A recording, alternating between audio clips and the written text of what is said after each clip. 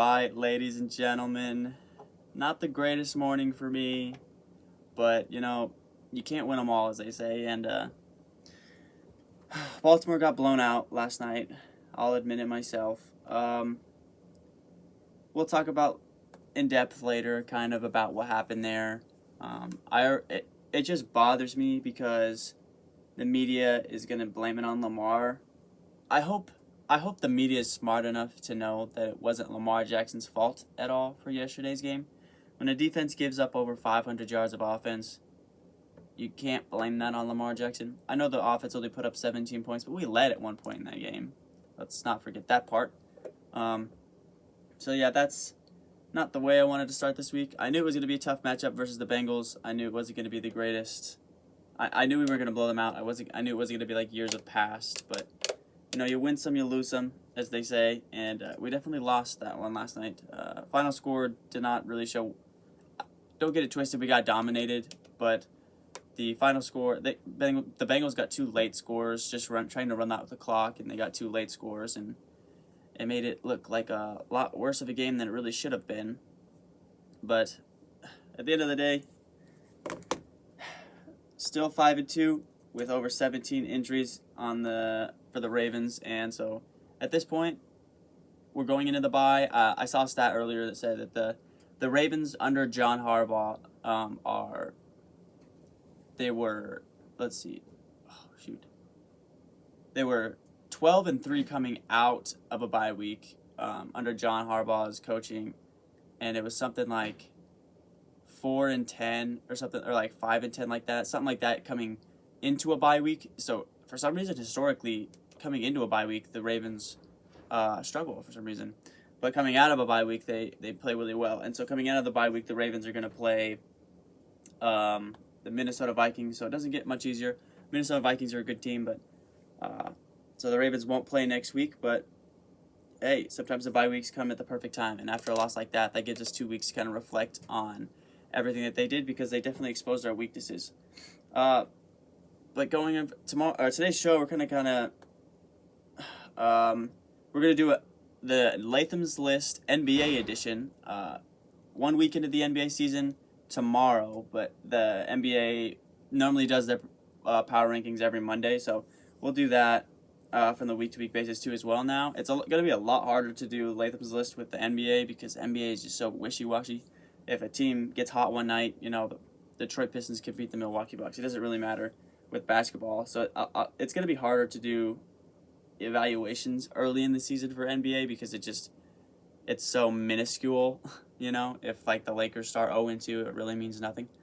But we'll get into the Latham's List for that. We'll talk about my kind of thoughts after week 1 of the NBA, and then we'll talk about the Ravens game in depth a little bit more. But as far as the week 7 for this week went, for the NFL, started out great this week with the Cleveland Broncos game. I thought Broncos were definitely going to pull that one out, but Deidrick Edwards, right? Is that his name? Absolutely balled out. He went for like 146 and a touchdown. That man was just unstoppable. Just proof, once again, by the way, that Cleveland has the best offensive line in football. It really doesn't matter who you're handing off the ball to, as long as you have, hog mollies up front dominating the trenches. So just a little shot at Baker Mayfield there that, again, he's got the best offensive line in football, and their team is only still 4-3, something like that. Chiefs fall bad to Tennessee. I saw this one coming a mile away. I posted it on the Take My Shot media that this was going to... I called it an upset, but I really don't think it was an upset. I just think it was... I don't know what the Vegas odds on it were for. I'm assuming that Kansas City had to be the favorite. They had to be, but... yeah, they got blown out in that one. I saw that one coming a mile away. In Tennessee came off a big win versus Buffalo. The Kansas City defense is just absolutely garbo, and the offense, I can't believe Kansas City didn't score a touchdown yesterday. That was the first time in Patrick Mahomes' realm that they didn't score a touchdown, and so that's pretty wild. Patrick Mahomes is looking not great. He's looking human for the first time in his career. But of course, when Patrick Mahomes gets beat by 24, all the excuses in the world come pouring for Patrick Mahomes. But when Lamar loses by 24, it's on Lamar, apparently. On Other highlights, yeah, like I said, Cincinnati was able to beat Baltimore, which makes them the 1 seed in the AFC at the moment and the 1 seed in the NFC North. They have the tiebreaker over us because they beat us head to head. Both teams are 5-2. Cincinnati's definitely going to make the playoffs at this point, I think. Um, you know, I, People thought I was crazy for putting Cincinnati in my top 10 list at all, let alone 7 a week ago. And I knew what I was kind of talking about. I knew Cincinnati. I knew Cincinnati in the past. It was just the defense. If they could just get their defense straight, they were going to be a good team, because they had a lot of offensive weapons. Even though Joe Mixon didn't get going yesterday, don't let the stats lie to you. I think he had like 20 yards through 3.5 quarters, and then he broke off a big one there at the end. The Ravens shut down. The Ravens had the number 3 rush defense in the league, so they shut down the run. But Anthony Averett for the Baltimore Ravens got targeted 13 times yesterday, and Joe Burrow threw for 400 yards. So I knew they had the offensive weapons: Jamar Chase, C.J. Uzman, their tight end, Joe Mixon, Joe Burrow. I knew they had the offensive weapons to be a good team. It was just the defense. And they spent $200 million in the offseason on defense. And it showed last night as they were able to really shut down the Ravens' offense. Like I say, sometimes I like to flaunt when I'm right about my predictions. And so I have to admit when I'm wrong. Carolina Panthers started 3-0 and have lost 4 straight and got blown out by the Giants last night. I definitely thought Sam Dollar was going to have a much better season than he's having to this point. He got benched last night for P.J. Walker. I don't know what the situation's going to be over there in Carolina for these coming weeks. It started out pretty good for them, and it's been 4 straight losses for them. Along with the Broncos, they started 3-0 and they've lost 4 straight. So that's, take that with a grain of salt. Patriots blew out the Jets last night. In more serious news, Zach Wilson got injured last night. I don't know the extensiveness to this point. Again, it's 7 o'clock in the morning or 8 o'clock in the morning, and that none of that's come out yet. But Mike White, his backup, actually came in and didn't play horrible. He played kind of good against the circumstances and a defense like that. I thought he played quite well. He had a throw to the back of the end zone. His first touchdown he threw, that was kind of an impressive throw. Tampa Bay. Let's talk about this Lions game for just a second. The Lions scored on their first play from scrimmage. I think it was the first play from scrimmage. It might have been like the second. And then came out on the next opposing kickoff, and they kicked it onside. Got it, and then the next that offensive possession, it was like 4th and short, and they faked a punt. So they scored on the first play, kicked it onside, and then faked a punt. They pulled out all of the tricks to try to beat the Rams yesterday. I feel really bad for Lions fans. 0-7 and they shouldn't be. It's kind of wild. Sometimes at the end of the year they put out the stat of like if a team lost by like 7 or less, they flip it and they show like what teams' records would have been if they would have been on the winning side, right? If they had won the close games instead of lost the close games. And the Lions could easily be like 6-1 right now if they had won the close games at this point. Tough stuff for Lions fans. Tampa blew out the Bears. Justin Fields had 5 turnovers yesterday. That was my pick for Rookie of the Year. That was not the right pick for me. Like I said, I like to admit when I'm wrong sometimes too.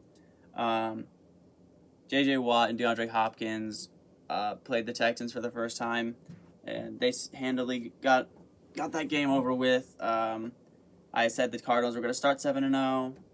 They're probably going to start 8-0. I don't know who they play next week. Let's see who they play next week.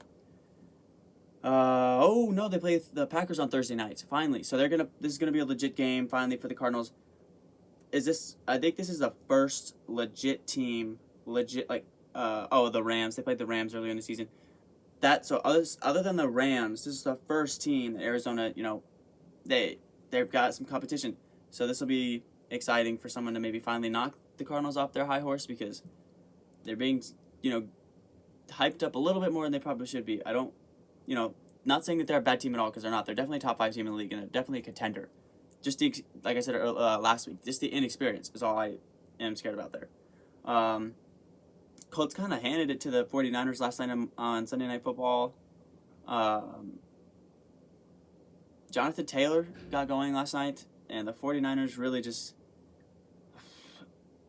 they are kind of in the same situation as Baltimore is, just a lot of injuries for them. I don't know how I feel about San Francisco right now, if I'm being quite honest. I don't, like, kind of not the greatest performance from Jimmy Garoppolo, not in the slightest. And it wasn't really the greatest. I know the weather conditions last night had a lot to do with it, and so that's why, it was pouring rain last night, and so they weren't able to really pass the ball quite as well as they probably wanted to. But still, even at that, I mean, I don't like it. Like, I don't really like the situation the 49ers right now. Now they're going to be 2-4, and I don't know. Between the San Francisco 49ers and Green Bay, until this point, until last week, they were just teams that they should be up there, but they just aren't impressing me. And San Francisco is definitely not impressing me at this point. But just kind of a quick overview of my thoughts there from Week 7 of the NFL season, almost to the midway point. So next week on Thursday will be the midway point. Basically, since we can't do 8.5. And I'm gonna talk about. We're gonna go back to my Week 1 predictions of what I thought was going to happen in the season, and look at how very wrong I was on some stuff and how very right I was on some stuff. My picks for MVP, Justin Herbert, is looking like, maybe he's going to get that. But I had some very wrong choices, like the Chiefs going 14-3, way off on that one. The Eagles being a playoff team, way off on that one. So we'll look at the wrongs and the rights that I had in my predictions at the beginning of the year. But with that being said, we'll